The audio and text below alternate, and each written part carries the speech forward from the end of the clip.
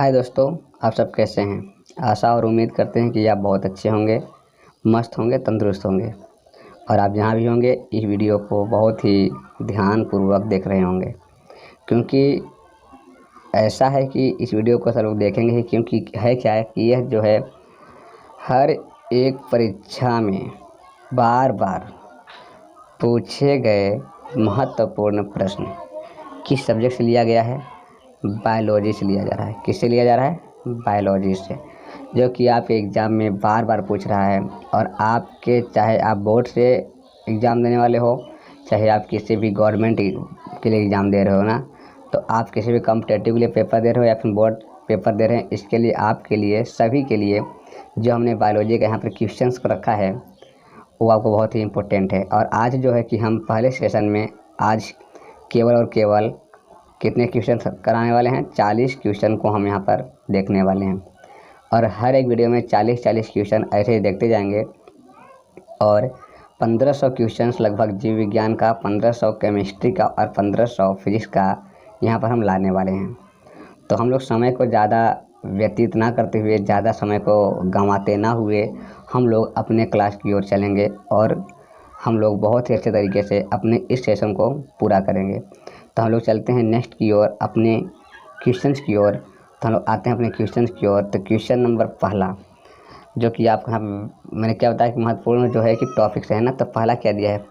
पहला दिया हुआ है मनुष्य के शरीर के तापमान होता है, कितना होता है? तो सबको पता है कि वो जो होता है 37 डिग्री सेल्सियस होता है। कितना होता है? 37 डिग्री सेल्सियस होता है। इसी को हम कह सकते हैं कि 98, कितना कह सकते हैं हम लोग? इसको हम कह सकते हैं 98 फ़ारेनहाइट। कितना? 98 फ़ारेनहाइट भी होता है, ठीक है ना। और कह सकते हैं हम लोग कितना? 273 केल्विन भी समथिंग होता है, ठीक है ना।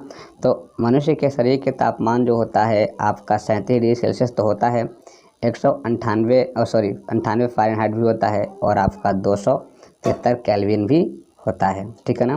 तो ये तीनों जो हैं कि किसके मात्रक हैं? ये सब मतलब कि तापमान के मात्रक हैं। तो उम्मीद करते हैं कि आपको समझ आ गया होगा कि मनुष्य के जो शरीर के तापमान होते हैं वो कितना होता है? 37 डिग्री सेल्सियस होता है, ठीक है। नेक्स्ट चलते हैं। अगला सवाल जो है दिया है कि वनस्पति विज्ञान के जनक कौन हैं। तो आप लोगों ने बहुत ही अच्छे तरीके से पढ़ा होगा कि वनस्पति विज्ञान के जो जनक हैं वो हम किसको कहते हैं? थियोफ्रेस्टस को। किसको कहते हैं? थियोफ्रेस्टस को। ये बहुत ही इम्पोर्टेंट्स हैं क्योंकि बहुत बार आ चुके हैं, तो हमने इसको यहाँ पे ला रखा है कि जो आपके वनस्पति विज्ञान के जो जनक हैं, जिसको हम लोग पिता कहते हैं, वो कौन है? तो थियोफ्रेस्टस हैं। अगला दिया है भोजन का ऊर्जा में परिवर्तन कोशिका के किस भागों में होता है। तो आपको पता होगा कि कोशिका का पावर हाउस हम लोग किसको कहते हैं? माइटोकॉन्ड्रिया को कहते हैं। किसको कहते हैं? माइटोकॉन्ड्रिया को कहते हैं। तो जाहिर सी बात होगी कि भोजन का ऊर्जा में परिवर्तन कोशिका के किस भाग में होता है। तो सिंपल सी बात, जब ऊर्जा की बात होती है तो कौन करता है जी? माइटोकॉन्ड्रिया करता है। कौन करता है? माइटोकॉन्ड्रिया करता है, ठीक है। अगला दिया हुआ है कि कोशिका सिद्धांत का प्रतिपादन किस वैज्ञानिक ने किया था? किस वैज्ञानिक ने किया था? तो कोशिका सिद्धांत का प्रतिपादन जो है कि स्लाइडेन और स्वान दोनों ने किया था। किसने किया था? स्लाइडेन और स्वान दोनों ने किया था। तो आपको बता दिया जाए कि जो स्लाइडेन थे उन्होंने जीव के कोशिकाओं का अध्ययन किया था और स्वान जो हैं कि वनस्पति की कोशिकाओं का अध्ययन किया था, ठीक है ना। तो थोड़ा सा इसको हम वो करते हैं, एक नोट के साथ करते हैं आपको समझाने के लिए कि जो स्लाइडेन थे वो किसका किया था? उन्होंने जीवों के, जंतुओं के कोशिकाओं के बारे में बताया था और उस पर अध्ययन किया था, गहरी अध्ययन किया था। और ये जो आपके स्वान हैं इन्होंने क्या किया था कि वनस्पति के पादपों में जो भी मतलब कि कोशिकाएं थे उनके बारे में उन्होंने बताया था कि कैसा होता है, क्या होता है, मतलब उस पर इन्होंने क्या किया था? अध्ययन किया था, ठीक है ना। हम लोग नेक्स्ट की ओर चलते हैं। और क्वेश्चन नंबर 5 क्या दिया है कि यूरेसिल किस में पाया जाता है। तो इसका जो राइट आंसर होगा वो क्या हो जाएगा? आरएनए में। किस में पाया जाता है? आरएनए में पाया जाता है। आपको बता दिया जाए कि एक डीएनए होता है, आनुवंशिक जो होता है कि एक देखिए आरएनए क्या होता है कि ए राइबोन्यूक्लिक अम्ल होता है, इसका पूरा नाम होता है, क्या होता है, राइबोन्यूक्लिक अम्ल। एक होता है डीएनए, क्या होता है, एक होता है डीएनए,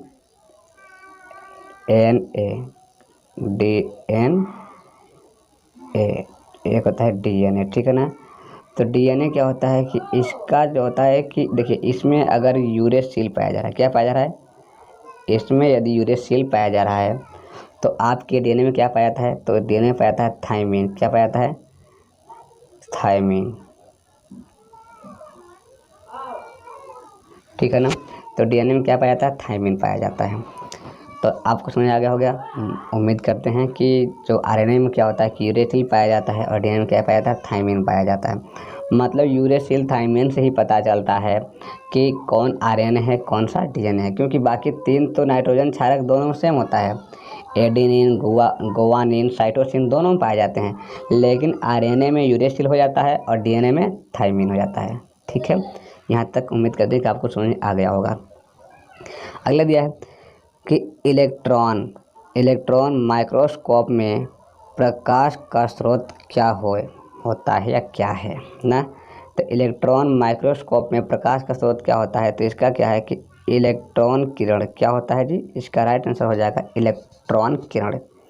तो यही क्या होता है कि माइक्रोस्कोप में क्या होता है कि प्रकाश का किरण होता है। आपको बता दिया जाए कि जब आप लोग एक सिंपल से माइक्रोस्कोप में जब हम लोग कुछ देखते हैं ना, तो हम लोग क्या करते हैं कि हम लोग प्रकाश को उसके मतलब कि दर्पण पर लाते हैं, ताकि वो प्रकाश उसके दर्पण से पढ़ करके वो जो आपका नली होता है माइक्रोस्कोप के, उस नली में बहुत ही अच्छे तरीके से दिख सके, साफ साफ दिखे।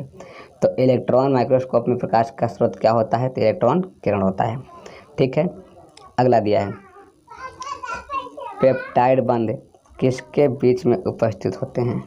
मतलब पेप्टाइड जो बंध होते हैं किसके बीच में उपस्थित होते हैं, तो अमीनो अम्ल के बीच में। किसके बंध में उपस्थित होते हैं, तो अमीनो अम्ल के बंधों में उपस्थित होते हैं। और आपको बता दिया जाए कि अमीनो अम्ल जो है कि ये भी हमारे डीएनए और आरएनए के मतलब कि उसमें क्या होता है, संरचना में पाए जाते हैं, ठीक है ना। किसमें किसमें, ये भी हमारे डीएनए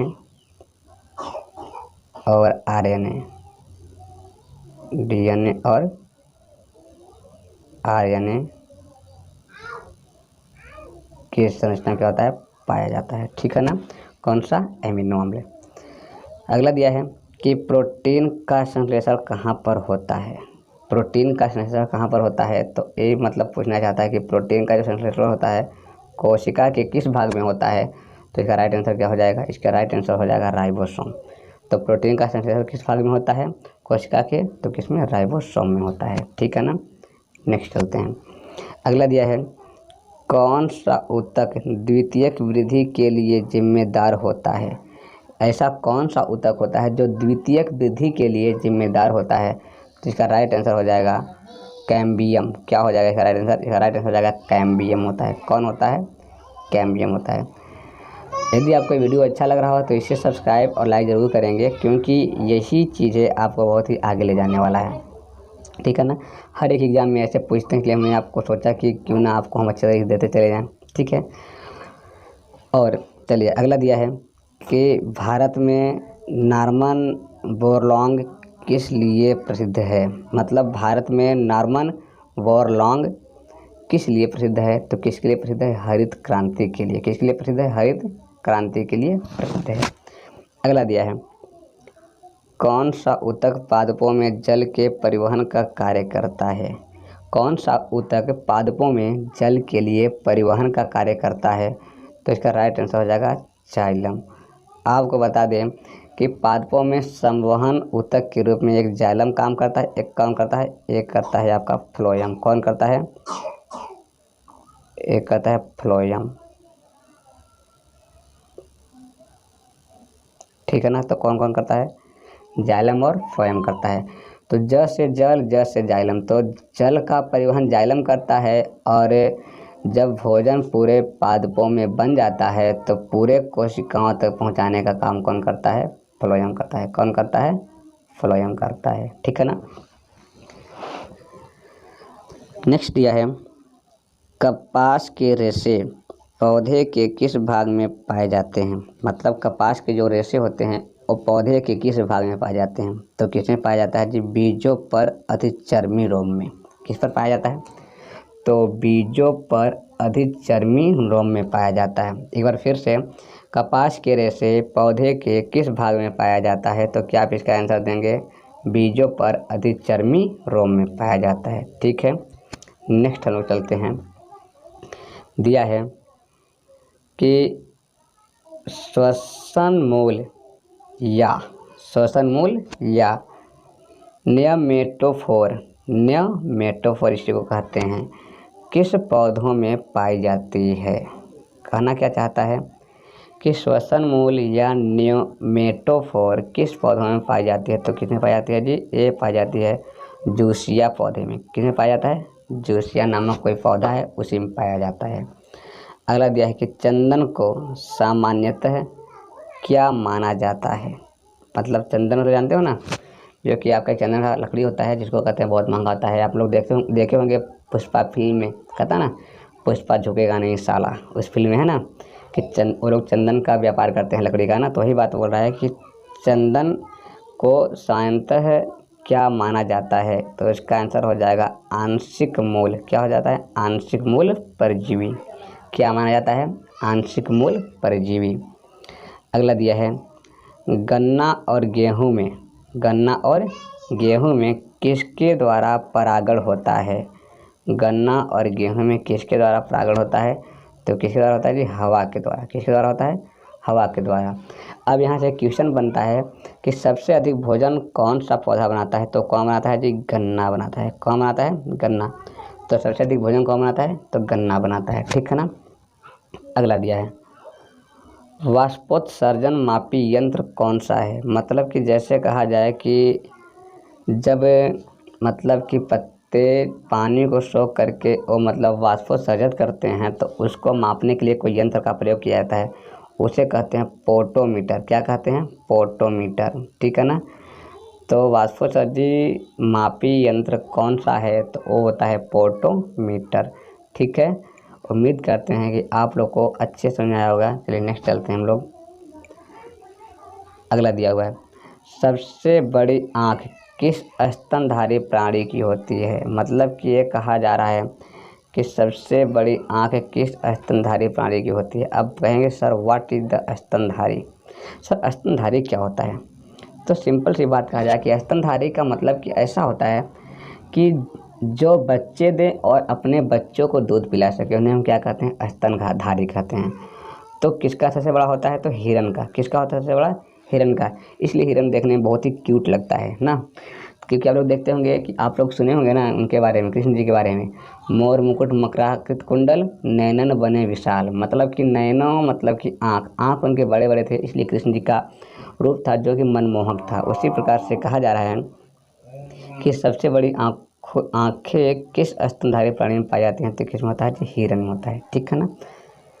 अगला दिया है कार्बन डाइऑक्साइड मतलब CO2 गैस के उत्सर्जन में सर्वाधिक योगदान करने वाला देश कौन सा है?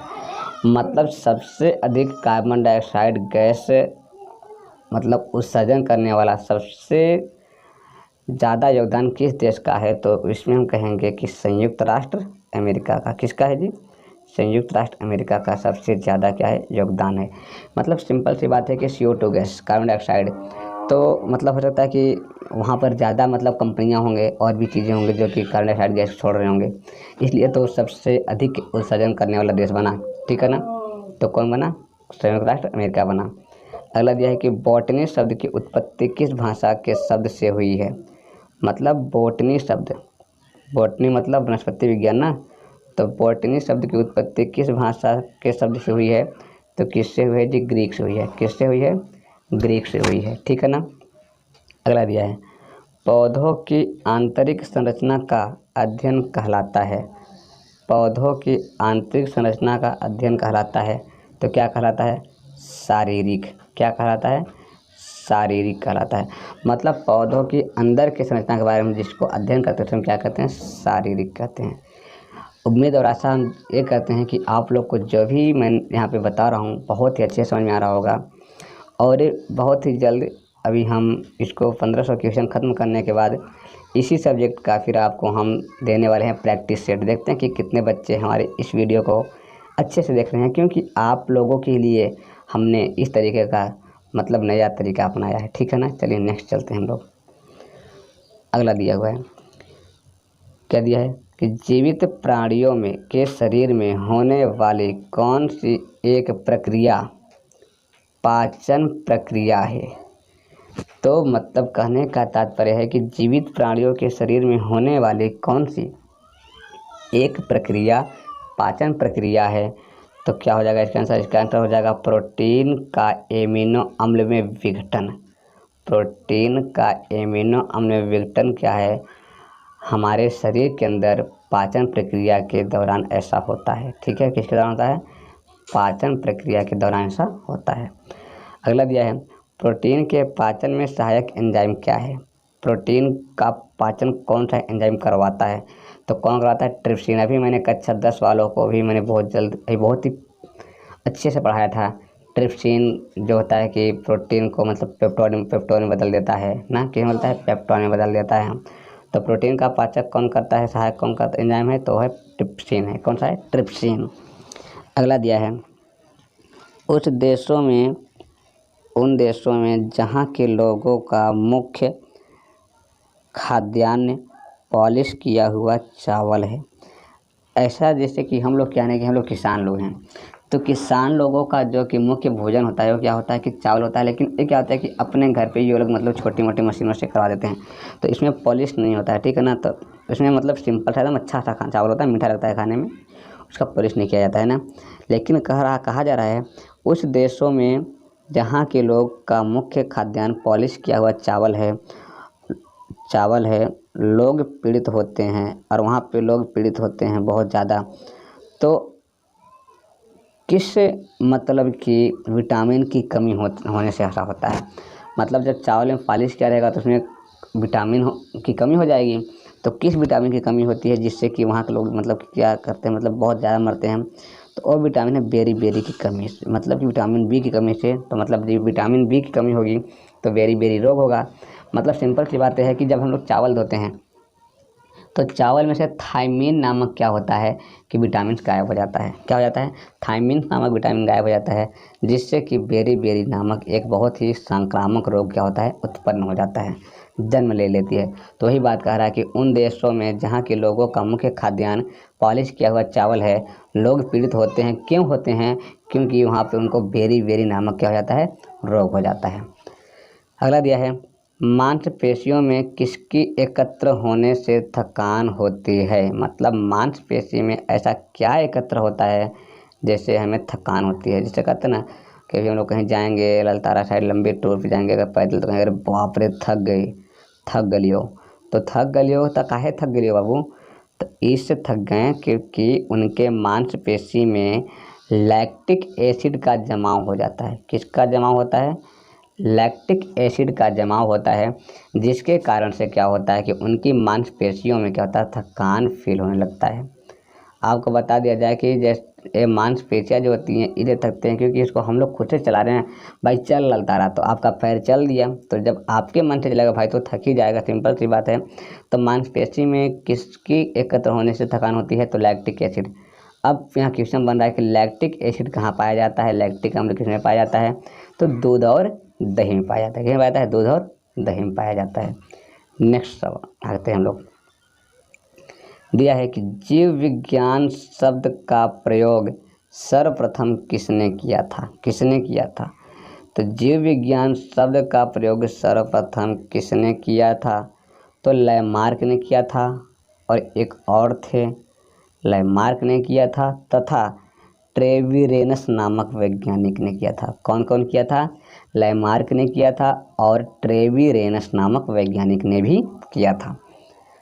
अगला है, वह विज्ञान जिसका संबंध जीवधारियों के अध्ययन से होता है क्या कहलाता है? ठीक है ना, वह विज्ञान जिसका संबंध जीवधारियों के अध्ययन से होता है उसे हम क्या कहते हैं? तो उसे हम क्या कहते हैं जी? उससे हम जीव विज्ञान कहते हैं। मैंने बताया भी था आप लोगों को कि विज्ञान की वह शाखा जिसके अंतर्गत हम समस्त जीवधारियों का अध्ययन करते हैं उसे हम जीव विज्ञान कहते हैं। ठीक है ना। अगला दिया है फाइकोलॉजी किसका अध्ययन किया जाता है। अतः कहने का तात्पर्य हो रहा है कि फाइकोलॉजी में हम किसका अध्ययन करते हैं, तो किसका करते हैं, शैवाल का करते हैं। किसका करते हैं, हम लोग शैवाल का अध्ययन करते हैं। ठीक है ना। इसको ऐसे कह सकते हैं कि एफ मतलब सवाल को हम क्या नहीं, ठीक है ना। चलिएगा देखिए अगला दिया है पर्यावरण का अध्ययन जीव विज्ञान की किस शाखा के अंतर्गत किया जाता है। मतलब जो पर्यावरण है, परि प्लस आवरण मतलब चारों तरफ जो आवरण फैला हुआ है उसका, तो वही बात कह रहा है कि पर्यावरण का अध्ययन जीव विज्ञान के किस शाखा के अंतर्गत किया जाता है। तो कौन सा शाखा है जी, परिस्थितिकी के अंतर्गत। किसके अंतर्गत, परिस्थितिकी के अंतर्गत हम लोग इसका अध्ययन करते हैं। उम्मीद है कि आप लोग बहुत ही अच्छे से इस वीडियो को देख रहे होंगे और जो भी इस वीडियो को बहुत अच्छे से देखा होगा और उसे ये वीडियो बहुत ही अच्छे से समझ में भी आया होगा। चलिए नेक्स्ट चलते हैं हम लोग आगे की ओर। दिया है कि फूलों के संवर्धन के विज्ञान को क्या कहा जाता है। मतलब जिसमें फूलों का देखभाल किया जाता है, फूलों का देखभाल जिस विज्ञान के अंतर्गत किया जाता है उस विज्ञान को क्या कहा जाता है, तो उसे कहते हैं फ्लोरिकल्चर। क्या बोलते हैं हम लोग उसे कहते हैं फ्लोरिकल्चर। ठीक है ना। तो फूलों के संवर्धन के विज्ञान को क्या कहा जाता है, फ्लोरिकल्चर कहा जाता है। अगला दिया है सजावटी वृक्ष तथा झाड़ियों के संवर्धन से संबंधित अध्ययन कहलाता है। क्या कहलाता है जी, ये होता है आर्बोरिकल्चर। क्या होता है, आर्बोरिकल्चर। ठीक है ना। मतलब सिंपल सी बात कि जहाँ हम लोग सजावटी वृक्ष तथा झाड़ियों के संवर्धन का अध्ययन करते हैं उसे हम क्या कहेंगे, आर्बोरिकल्चर कहेंगे। ठीक है ना, आपको समझ आ रहा होगा। अगला दिया है माइकोलॉजी में किसका अध्ययन किया जाता है। माइकोलॉजी में हम लोग किसका अध्ययन करते हैं, तो इसका राइट आंसर हो जाएगा कवक। क्या हो जाएगा, कवक हो जाएगा। क्योंकि ए हो जाएगा FM। क्या हो जाएगा, इस ट्रिक होता है FM। F का मतलब फंगी, फंगी का मतलब कवक, M का मतलब माइकोलॉजी। तो फंगी का अध्ययन किस में करते हैं हम लोग, माइकोलॉजी में करते हैं। तो कवक का अध्ययन माइकोलॉजी में किया जाता है। अगला दिया है एग्रोफॉरेस्ट्री क्या है। What is the agroforestry. तो इसका क्या है कि कृषि के साथ साथ उसी भूमि पर काष्ठीय 12मासी वृक्ष लगाना ही एग्रोफॉरेस्ट्री कहलाता है। मतलब कि कृषि के साथ साथ, मतलब कि उस पर खेती तो कर रहे हैं, उसके साथ साथ उसी भूमि पर काष्ठीय 12मासी वृक्ष लगाना ही क्या कहलाता है, एग्रोफॉरेस्ट्री कहलाता है। ठीक है ना। तो चलिए आगे देखते हैं क्या दिया है। आगे दिया हुआ है एक्सोबायोलॉजी। एक्सोबायोलॉजी में निम्नलिखित में से किसका अध्ययन किया जाता है। मतलब एक्सोबायोलॉजी में निम्नलिखित में से किसका अध्ययन किया जाता है, तो क्या किसका कहते हैं हम लोग, बाह्य ग्रहों तथा अंतरिक्ष में जीवन का, बाहरी ग्रह तथा अंतरिक्ष में जीवन का। अब हमें कोई बताएगा कि एक्स गर्लफ्रेंड क्या होता है। एक्स गर्लफ्रेंड का मतलब कि दूसरा, एक तो है जो दूसरा जो छूट गया उनके मतलब दूसरे के बारे में बात किया था ना, एक्स मतलब। तो वही लिखा है कि एक्स बायोलॉजी मतलब कि बायोलॉजी मतलब जीवन का अध्ययन, लेकिन एक्स का मतलब क्या होगा कि दूसरा मतलब बाहरी ग्रहों तथा अंतरिक्ष में जीवन का अध्ययन किया जाता है। किसमें, एक्सोबायोलॉजी में किया जाता है। ठीक है। अगला दिया है प्रकाश संश्लेषण के दौरान पैदा होने वाली ऑक्सीजन का स्रोत क्या है। प्रकाश संश्लेषण के दौरान पैदा होने वाली ऑक्सीजन का स्रोत क्या है। मतलब मैंने आपको पढ़ाया था कक्षा 10 वाले को, बहुत ही अच्छे से पढ़ाया था कि ऑक्सीजन जब CO2 और जल आपस में अभिक्रिया करके ग्लूकोज और ऑक्सीजन और जल बनाते हैं, तो ऑक्सीजन किसके विघटन होने से बनता है। तो मैंने बहुत अच्छे बताया था कि जल के विघटन होने से। किसके विघटन होने से, जल के। क्योंकि जल में H2O है, यहाँ से क्या हो जाएगा कि H2O में से O निकल जाएगा, तो क्या बन जाएगा, ऑक्सीजन बन जाएगा। तो किससे, जल के विघटन होने से। ठीक है ना। अगला दिया है पौधों का कौन सा भाग श्वसन क्रिया करता है? पौधे का कौन सा भाग है जो श्वसन क्रिया करता है? वो आपका होता है पत्ती, लीफ। क्या होता है? पत्ती, लीफ करता है, ठीक है ना। तो उम्मीद करते हैं कि आपको बहुत ही अच्छे समझ में आ रहा होगा। पत्ती यानी कि लीफ करता है। अगला दिया है कच्चे, क्या दिया है? कच्चे फलों को कृत्रिम रूप से पकाने के लिए किस गैस का प्रयोग किया जाता है? किस गैस का प्रयोग किया जाता है? तो इसका राइट आंसर हो जाएगा एसीटिलीन नामक गैस का प्रयोग किया जाता है। किसका प्रयोग किया जाता है? एसीटिलीन नामक गैस का प्रयोग किया जाता है, ठीक है ना। तो कच्चे फलों को कृत्रिम रूप से, मतलब कि वो फल अभी पेड़ में अच्छे तरीके से पका नहीं है, हम कच्चे फल को ला करके घर पर रख करके उसमें क्या करते हैं कि एसीटिलीन नामक गैस को मिलाते हैं, जिससे क्या होता है कि वो फल क्या होता है कि पक जाता है, ठीक है ना। वो फल क्या होता है? पक जाता है। तो किसके कारण? एसीटिलीन के कारण, ठीक है ना। नेक्स्ट चलते हैं। अगला दिया है वृक्षों की आयु किस प्रकार निर्धारित की जाती है? मतलब वृक्ष की जो आयु कैसे निर्धारित करते हैं कि वृक्ष इतनी बड़ी हो चुकी है? तो कैसे कहते हैं? वार्षिक वलयों की संख्या के आधार पर। किसे करते हैं? वार्षिक वलयों की संख्या के आधार पर करते हैं। मतलब कि जैसे कि उनमें क्या होता है कि उसमें छल्ले छल्ले के नुमा बन जाते हैं। जब पेड़ को काटते हैं ना, तो पेड़ को काटने के बाद उसमें छल्ले छल्ले वलय के आकार, मतलब कि कुछ मतलब कि गोले आकार के उसमें बन जाते हैं। उसी को देख देख करके क्या करते हैं ना कि वैज्ञानिक ये पता कर पाते हैं कि वो जो वृक्ष है कितने साल पुराना है। तो किससे? वार्षिक वलयों का संख्या को देख करके। चलिए अगला दिया है नेत्रदान में दाता की आँख का कौन सा भाग उपयोग में लाया जाता है? मतलब सिंपल सी बात यह है कि कहना क्या चाहता है कि नेत्रदान करते समय क्या इंसान अपनी पूरी आँख का दान कर देता है? तो जी नहीं, वो अपनी पूरी आँख का दान नहीं करता है, केवल और केवल रेटिना का दान किया जाता है। किसका दान किया जाता है? केवल और केवल रेटिना का दान किया जाता है। मतलब सिंपल से अगर बात किया जाए, जैसे कि आपके पास कोई मोबाइल फ़ोन है, ठीक है ना। तो मोबाइल फ़ोन के ऊपर हम लोग क्या करते हैं कि मोबाइल फ़ोन के टच को मतलब सुरक्षा देने के लिए हम लोग उस पर ग्लास का प्रयोग करते हैं। तो वैसे ही हम लोगों के आँखों पर क्या होता है कि सुरक्षा के रूप में रेटिना मतलब होता है। तो हम लोग उसका पूरा टच तो बदलते नहीं हैं, उसके सिर्फ ग्लास को बदलते हैं ख़राब होने के बाद ना। तो वैसे ही जब किसी व्यक्ति का आँख ख़राब होता है तो उनमें जो नेत्रदान किया जाता है तो केवल रेटिना को निकाल के किया जाता है। किसका किया जाता है? रेटिना का किया जाता है। अगला दिया है साधारण मानव में गुणसूत्रों की संख्या कितनी होती है? तो साधारण मानव में पूछ रहा है ना, मतलब कि नर और मादा इसमें दोनों आएंगे। तो साधारण मानव में गुणसूत्रों की संख्या कितनी होती है? तो टोटल कितनी होती है? टोटल 46 होती है। कितनी होती है टोटल? टोटल 46 होती है। अगला दिया है कि मानव शरीर के किस अंग की हड्डी सबसे लंबी होती है? मानव शरीर के किस अंग की हड्डी सबसे लंबी होती है? तो आप सबको पता होगा कि उरु, मतलब इंग्लिश में कहते हैं फीमर की हड्डी। क्या कहते हैं? फीमर, जो कि जांघ में पाई जाती है। कहाँ पाई जाती है? जो कि जांघ में पाई जाती है। तो कहेंगे कि जो जांघ में पाई जाती है, जिसको हम इंग्लिश में बोलते हैं फीमर, लेकिन हिंदी में क्या कहते हैं? उरु। विज्ञान में क्या कहते हैं? उरु। तो सबसे लंबी हड्डी मानव शरीर में कहाँ की पाई जाती है? जांघ की, जिसका नाम क्या है? फीमर है। तो आशा और उम्मीद करते हैं कि आपको ये वीडियो बहुत ही अच्छा लगेगा, और जो लोग देख लिए होंगे उनको अच्छा लगा होगा। तो आप लोग क्या करेंगे कि इस वीडियो को और भी शेयर करेंगे, इसको लाइक करेंगे, इसको सब्सक्राइब करेंगे, ठीक है ना।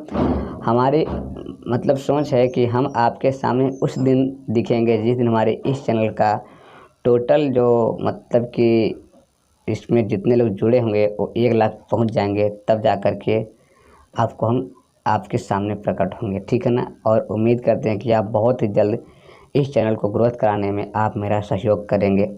और आपको बता दें कि मेरा नाम PKP है, और आपको इसका फुल डिटेल्स जब 1 लाख पूरा हो जाएगा, कितना? 100 के जब पूरा हो जाएगा तब हम अपना नाम बता देंगे। पूरा नाम क्या है, बस अभी इतना ही जानिए कि मेरा नाम PKP है, ठीक है ना।